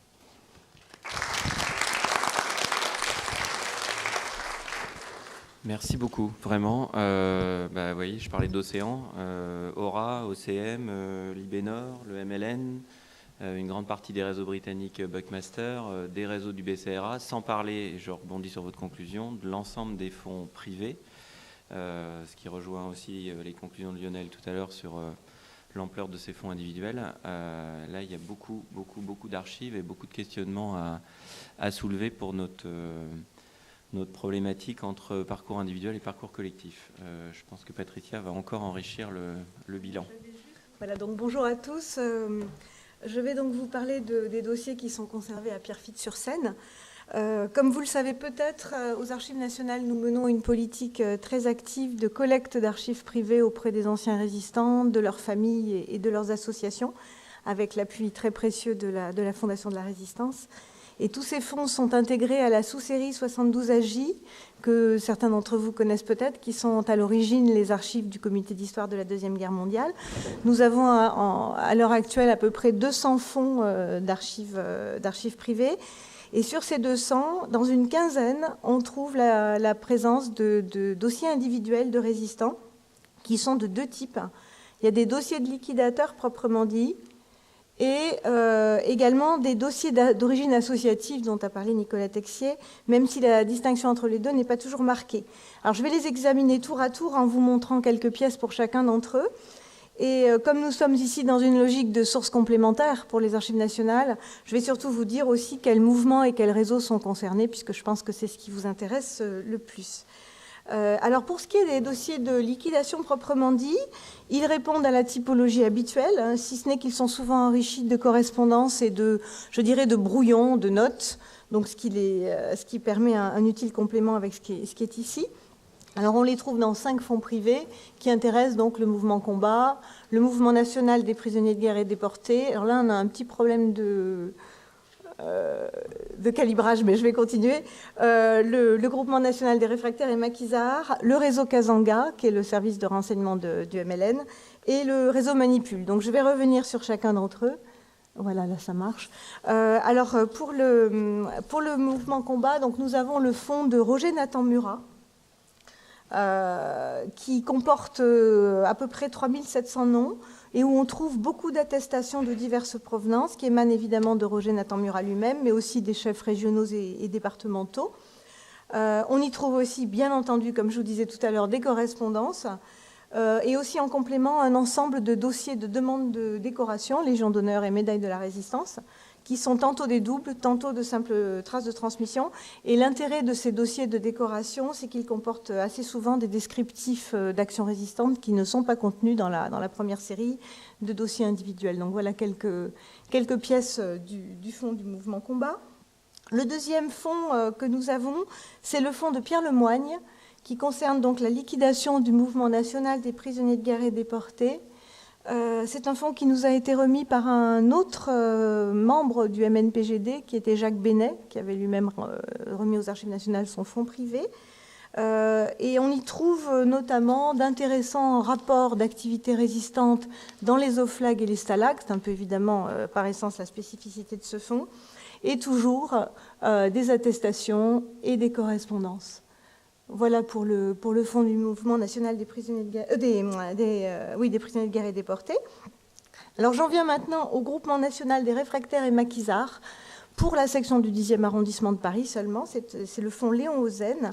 Et dans ce fonds, nous avons des attestations, des témoignages, des certificats d'hébergement, des passeports, des permissions, des documents administratifs allemands. C'est quelque chose qui est un petit peu en marche, mais qui est assez intéressant. Donc on a 4-5 cartons de petits dossiers individuels de ce type. Voilà, je vous les montre rapidement pour ne pas perdre trop de temps. J'en viens au réseau Kazanga.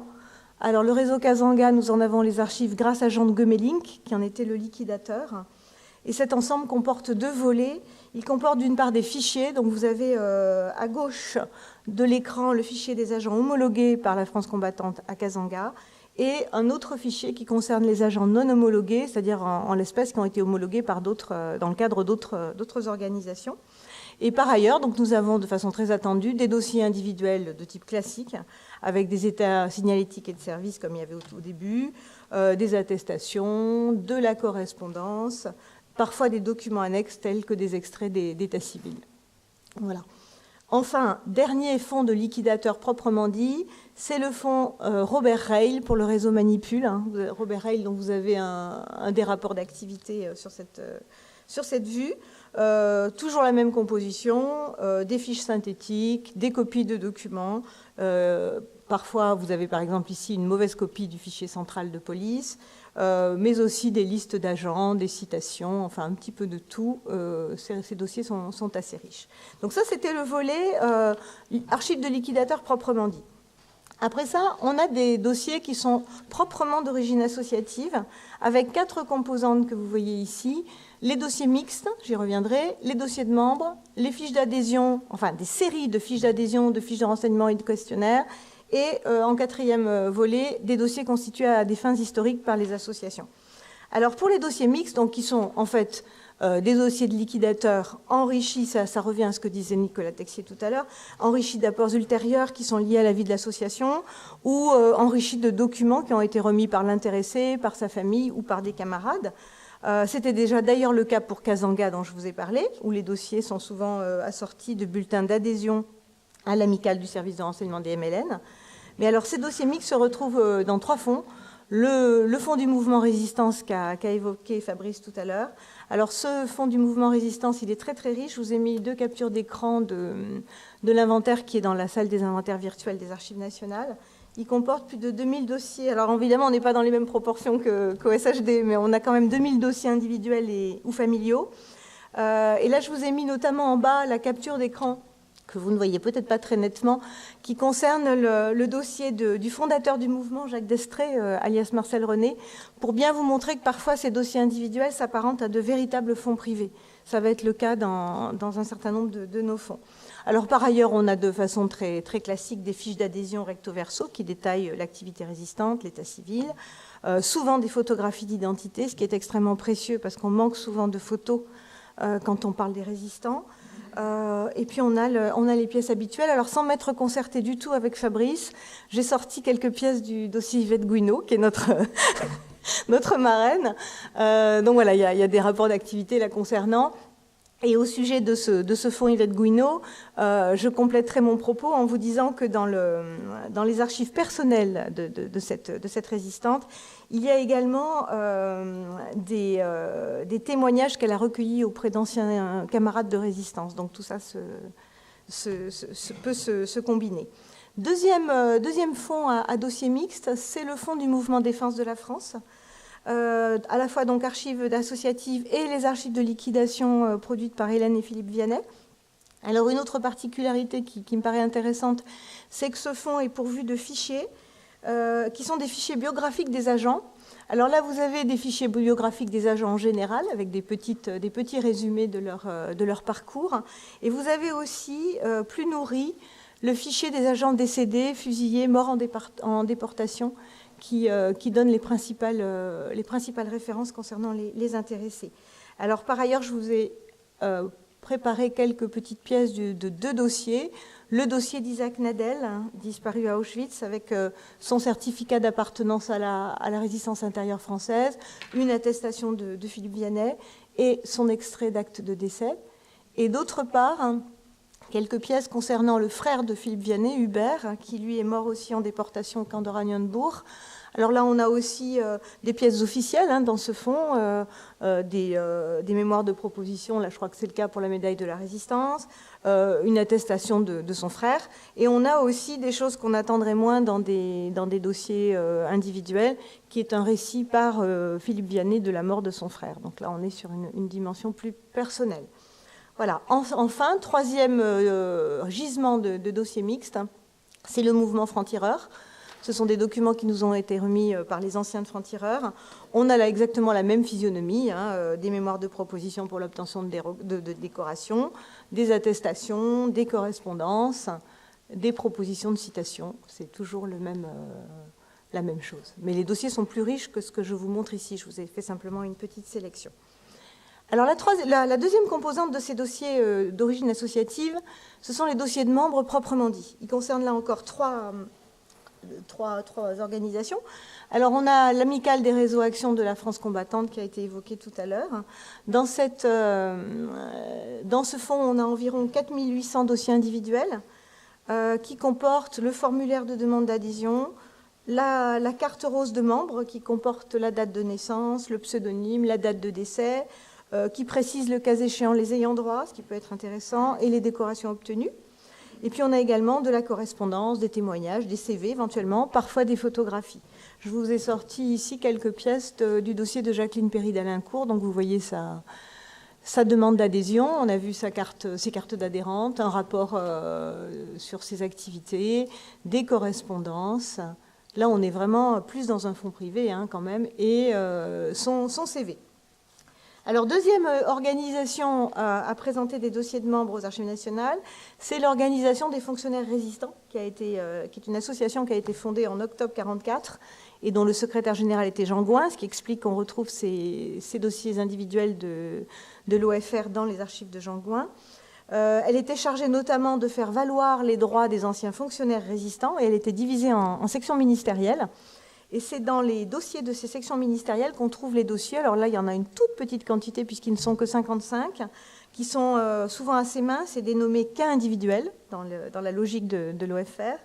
Je vous ai sorti ici des pièces qui concernent Roger Spitz, qui était un agent P1 du réseau NAP, et qui a été reconnu comme passeur bénévole. Donc on a quelques informations le concernant. Et on a également dans ces archives de l'OFR l'écho de leur section en Allemagne, pour les résistants qui se trouvaient en Allemagne après-guerre. On a par exemple dans ce fonds le dossier personnel de René Geoffresse, l'ancien Français libre. Voilà, donc ça c'est le deuxième. Et enfin, je terminerai par une association qui n'est pas forcément connue, qui est l'association des journalistes résistants, qui a été fondée au début des années 50, où on trouve des dossiers de membres effectifs ou simplement pressentis. Là, par exemple, on a des documents, correspondances et demandes d'adhésion qui se réfèrent à Paul Hutin-Degré, qui est l'ancien patron d'Ouest France.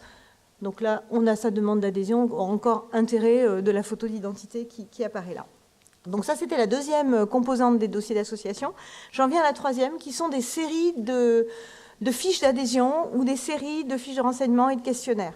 Et il y a un fonds sur lequel je voudrais vraiment insister, qui est celui de l'Association nationale des résistants de 1940, parce qu'on dispose pour cette association d'un carton entier, qui est un carton d'IMAP, donc assez nourri, de fiches d'adhésion, qui sont parfois accompagnées de documents annexes, tels que des rapports d'activité, des attestations de résistance, la plupart du temps de photos d'identité, et qui portent les signatures de 2 par 1. Et évidemment, je n'insiste pas sur le fait que c'est un fonds extrêmement précieux pour évaluer les entrées en résistance précoce, et notamment suivre l'engagement de familles entières, qu'on retrouve membre après membre dans le fichier. Là, je vous ai présenté 4 fiches, celle de Denise de la Bardoni, celle du sculpteur René Hichet, qui est pourvue d'un parrainage explicite de Germaine Tillon, et également Lydia Lipski et Georges Rosseret. Mais donc, on a tout un ensemble qui serait vraiment intéressant d'étudier de façon globale. Voilà. L'autre réseau qui est concerné par ces séries de fiches et de questionnaires, c'est le réseau franco-polonais F2, sur lequel nous avons par ailleurs d'autres archives. Mais là, nous avons un ensemble qui a été remis par Paul Letty-Mourou de fiches de renseignements concernant les agents déportés et rapatriés, de questionnaires signalétiques et de fiches d'identification. Donc là aussi, par leur regroupement, ces fiches sont intéressantes.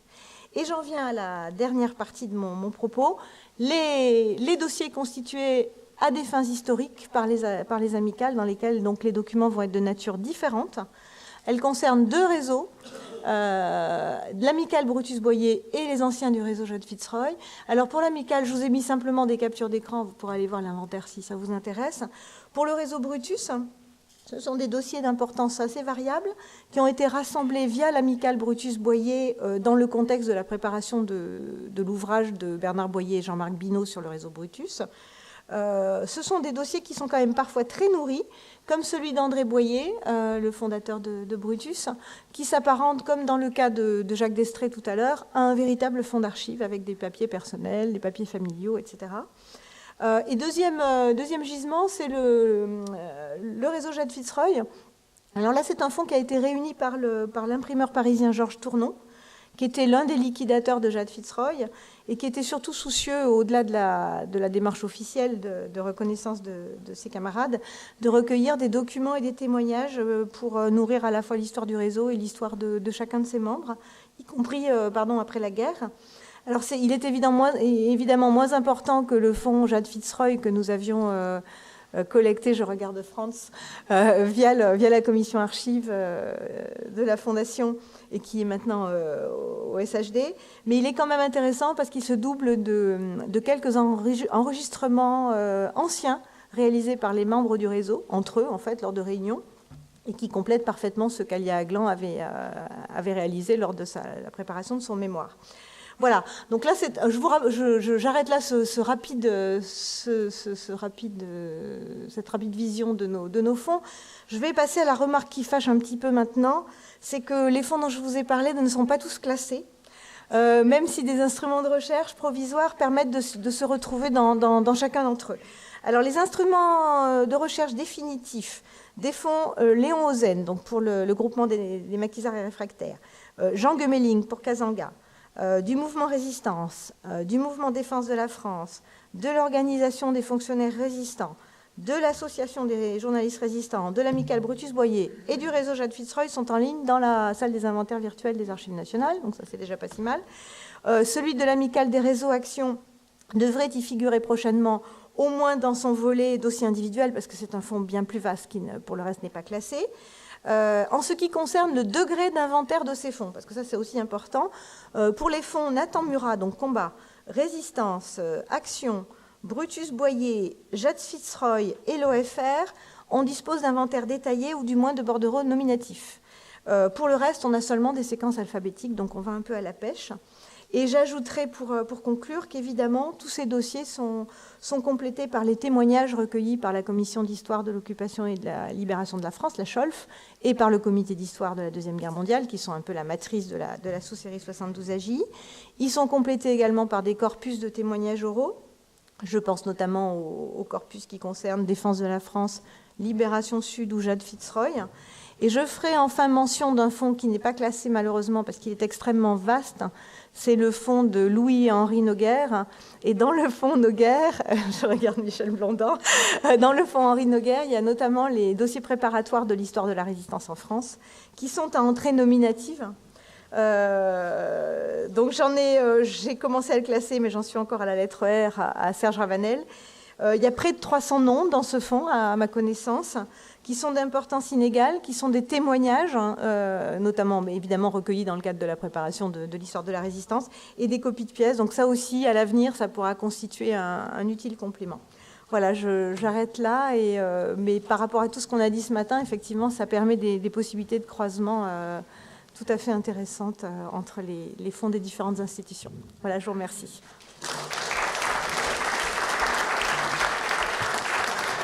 Merci beaucoup Patricia. Vous avez eu, grâce à nos 4 intervenants, un très très large panorama qui ouvre beaucoup de perspectives.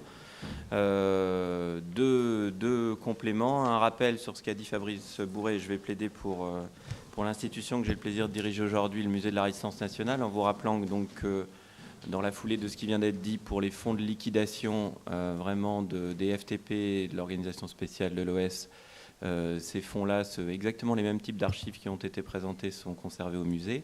Et puis qu'on pense dans nos réflexions et dans les questions et les points qu'on va échanger ensemble, je vais vous laisser la parole, qu'on pense à tout le réseau des archives départementales et au fond des correspondants du comité d'histoire de la Deuxième Guerre mondiale. On a commencé la journée en rappelant le rôle du comité d'histoire au tout début de cette historiographie. Et pour en avoir travaillé plusieurs, les fonds des correspondants, j'ai en tête l'exemple du Nord-Pas-de-Calais, les fonds, notamment l'Hermite, sont d'une richesse incomparable sur les parcours individuels qui nous réunissent aujourd'hui.